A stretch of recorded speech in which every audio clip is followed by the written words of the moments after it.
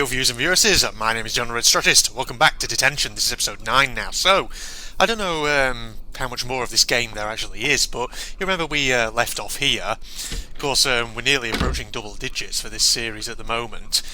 We're in this particular environment. Oh. Where's this always like this? Hold on a minute. Which door did I come in originally to get in here? Whoa, okay. See, this was where I originally was. It's been a while since my last recording session, but I can vaguely remember where I was up to. Okay, never mind. So we are going in here, and we're going through into whatever that was out there. I guess it changes each time you go through. Okay, well that was weird. That's not what I was expecting. So we're slowly piecing the story of this Jesus Christ, I just heard the sound and I thought something was approaching. Alright, go stray. There's a note on the cart. Oh, this of course is... Yeah, there was a cart there before, wasn't there? The one that she said the kids apparently use. Can I go upstairs or downstairs? No, I have to go through this door. Hello? Oh, it's one of these. I have to use my shadow, I think, to do something. Is there a door over this side, or... Right, okay. If I talk to... Aha! See, this is the same mechanic of basically using these different rays to try and get to where you need to be. Okay, hold on. What if I talk to other ghost ray? Because I turned the light on over there. Has it unlocked a path, or... No, it hasn't. Right, hang on. Do I need to get you to move? I think I do, don't I? Maybe? If I move you back sort of over here? Note on the cart. You don't really say or do anything else, though, do you? Oh, hold on, I've got an idea. What if I go... Oh no, I can't go back through, can I? Sorry, hold on, let me just check.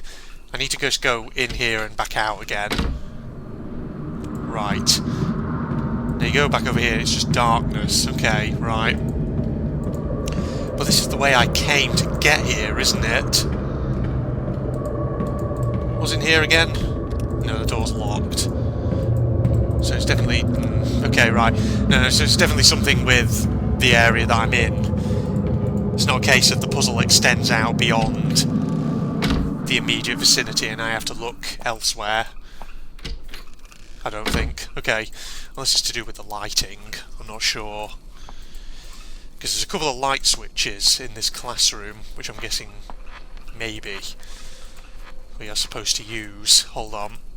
Let's just have a look. So, shadow ray is there. So what happens if I turn that off? I see how it is. That way you can then move over here.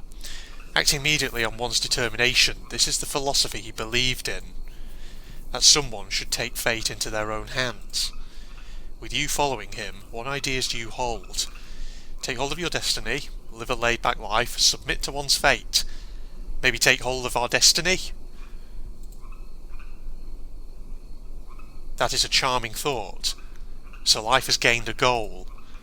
Next to him, you found yourself. You are me. There we go, see, we've solved the puzzle, so now we can go out here. So I've got to remember, light switches. Alright, so we're going... No, it can't be this way, can it? Or can it? Yeah, because that door's now... Well, it looks like we might be able to go up there, but unless there's something else. Hold on, can we go through there, or is it locked? Door's locked, okay, never mind. That's not the way to go. Right, well, we'll keep going. Maybe it's over to the right. Right, past this thing, then? Oh. Okay, I didn't mean to go out like that. No matter how many times this replays, nothing can be unwound. You can never redeem yourself. Oh, I see the guy in the cap over there. What's this suggesting? Uh-oh. Or is this a flashback to... Well, it's instructed by... Is this my character selling out all the others? This is the book list I mentioned before. I found it on our teacher's desk. Okay, here we go, yeah. Miss Fang, the country appreciates your assistance. Yeah. Is that the whole point of the game? It's impossible to redeem ourselves, really, after what we've done. Did you think finding something to rely on would stave off your fear? One day, however, he was gone, just like that. You've lost everything you can depend on. What choice will you make now? Calm indifference. Try to take them back. Quietly accept. Acceptance, maybe? I'm just thinking again about the whole 5-stage thing. Grief, denial, anger, bargaining, acceptance, or whatever it is. Is that what it's saying? We have to accept this and move on, maybe. Accept it? Oh, okay. We've completely changed to you now, it seems. Going back indoors? Oh, hello. You're that guy again who we've seen before. It looks like we have to go in the direction that you were going. Maybe we're going upstairs now? I don't entirely know. Because we can't go through these doors. Oh, look, here we are. Yeah, he was going up there. So the question is, what's going to happen with our character, Ray Fangxin?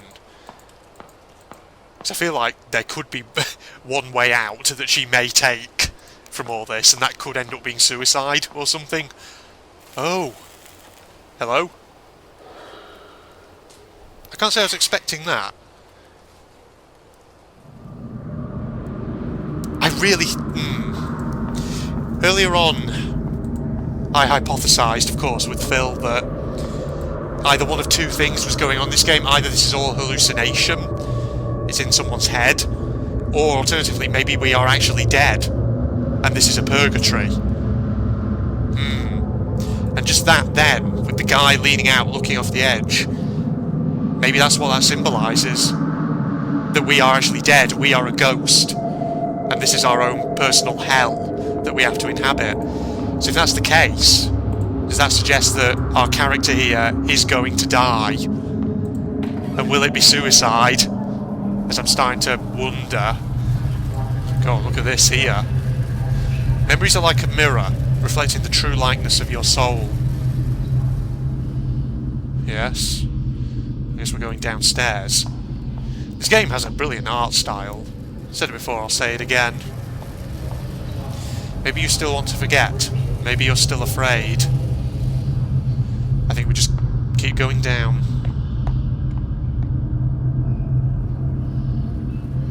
Oh, well, this doesn't look ominous, does it? I can't go back upstairs. Alright, fine.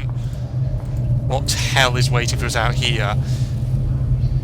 What is this place anyway? Is it maybe it's the kind of razor wire on the wall top in the background? I don't know. Alright, what are you going to say? Facing your own aspirations, but not confessing to the truth. I am you. Yet you are not me.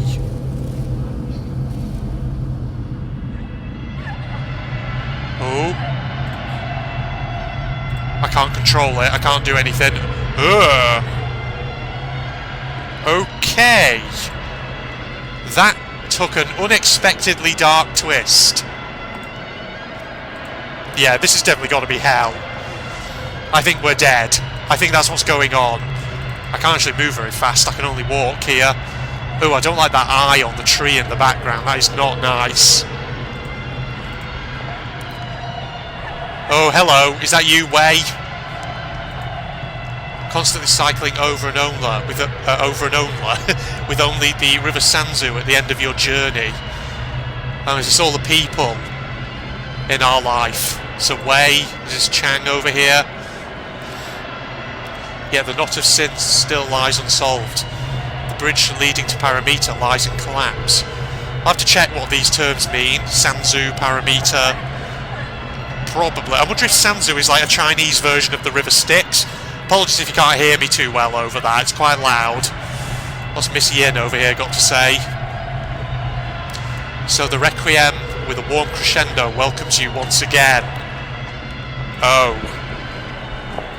Do you mean everything's going to reset? Oh god, that eye. Jesus. Do you mean everything's going to reset and we're going to be back at the start where we were to begin with? Jeez, the river of bodies flowing in the background. What's coming over to the right? Hello? Through the door, please. I don't know if I want to be in. Well, out, rather. Out here. Oh. What is happening here? People? Can I go... Oh, yeah. Am I supposed to go up onto the stage? I think I am. Oh no, what's happening? What is that? What are you holding out? A noose! I knew it! It ends in suicide, doesn't it? I think that's how it's going to end. You're going to stand on the chair. I can examine it. I think I probably have to combine noose and chair. Oh, and I can't go anywhere. No, I have to do this, don't I? Yep. Oh no.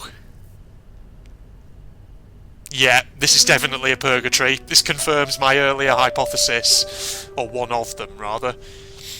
Can't do anything at the moment. I think we just have to watch. Yeah. Oh. Well, that was a sudden change. So is this what the school is supposed to look like now, in present day? Maybe it was shut down or something after the purge of the student body? Something like that? Is that what it's suggesting?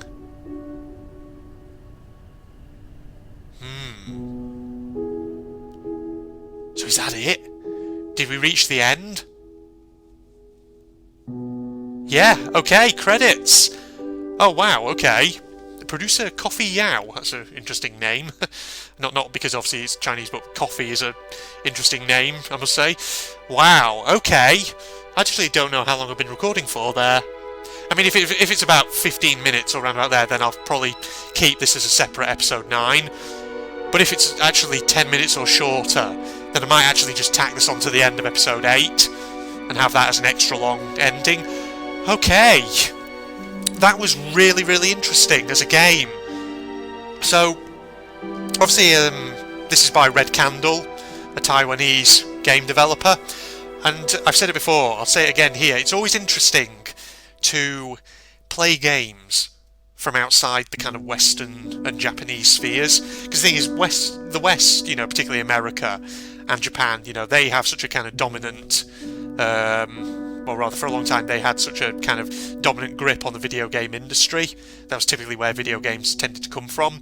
But of course, as time's gone by, and with the rise of platforms like Steam, I say there's been this kind of democratization of the video game industry, in the sense that platforms like that, I think, give a bit more room for indie developers and developers from other countries to try and reach larger markets and audiences. And I think, you know, in that respect, it's always so interesting. I just got an achievement. Everyone loves you. I don't know about that. Okay, so like I say, yeah, it's always interesting to play games from outside that sphere, from other countries, from other nationalities, from different cultures, which have their own interesting takes. And this was an interesting one, because of course I don't really know a lot about Chinese folklore or mythology, and of course there's plenty of things in this one which I guess are connected to elements of that. But this was an interesting game as well, because obviously the setting being in Taiwan in, I think, the 60s it is, during the period of martial law, you know, that's a setting that I've never seen before in a game, and it's interesting in that regard. The monsters in this were creepy, the atmosphere was there, it was good. What I liked, of course, was that this game was heavily reliant on atmosphere. It wasn't reliant on jump scares. There were some kind of jump scary moments in it, but they tended to be used quite sparingly, which I thought was good, because personally, I don't know, when you've played a load of horror games which have lots of jump scares in them, you do kind of build up a degree of resilience to it, and there comes a point where jump scares eventually kind of lose their impact a bit. So it's good to play a horror game, like I say, where jump scares aren't necessarily the thing that it uses to get you, where it can just use atmosphere for the most part, and this one ticked that box. I thought it was very, very interesting, so fantastic job there by Red Candle, really enjoyed it. I would love to play their other game that they did, Devotion, but as far as I'm aware it's not available on Steam anymore, and I don't know if there is anywhere else to get your hands on it, but yeah, maybe that'll come back in the future. If it does, I'd definitely be up for playing it, yeah. So hope you enjoyed that, everybody. Now I'm assuming, I don't know, are there multiple endings to this game? If there are, which I sense there could well be, then, you know, if you guys out there want to play through this for yourself, I definitely recommend getting this game and giving it a whirl. I'm not going to look for the other endings, just because obviously this was a fairly substantial game. Well, I say substantial, it's not even, you know, 10 episodes that we got out of it, but still, there's a lot to it, and so I felt like there were maybe a lot of places where potential little choices could have been made that could affect the outcome, maybe. But then again, I don't actually know for certain. I don't know if, indeed, there are multiple endings. I could be wrong in that regard, who knows. But yeah, so, you know, on the whole, if you ask me, do I recommend this game? Absolutely, yes, it was very good. I liked it. So thank you, everybody, for joining me for this series. If you're not doing so already, Facebook and Twitter links down below. Go and sign up to them if you want to stay up to date with my uploads as and when I publish them. Same time, there's also a propagandist channel link below if you're interested in seeing some of my anime content that I sometimes do. So once again, link to that in the video description. If you enjoyed the video, do not forget to leave a like, comment, subscribe, all that jazz. Try and, you know, share some of my videos with your friends on social media. But in the meantime, I'm signing off now. Goodbye, everybody. There are two things you need to attend this school. One, you have to already be attending high school. Two, you have to be the very best at what you do. No ordinary student could enroll here. The only way in is if you're scouted by the school itself. And standing there at the gate of the ultimate school, filled with the ultimate students. Yeah, there's going to be a lot of reading in this game. Was me. Oh, hello. Is it time to introduce the protagonist? Before we go any farther, I guess I should introduce myself. My name's Makoto Naegi. Oh, we got voice acting, have we? Hello there. Oh, okay, no. Oh, right, was it just that one line? Okay. As you can see, I'm nothing but a hopelessly average high school student.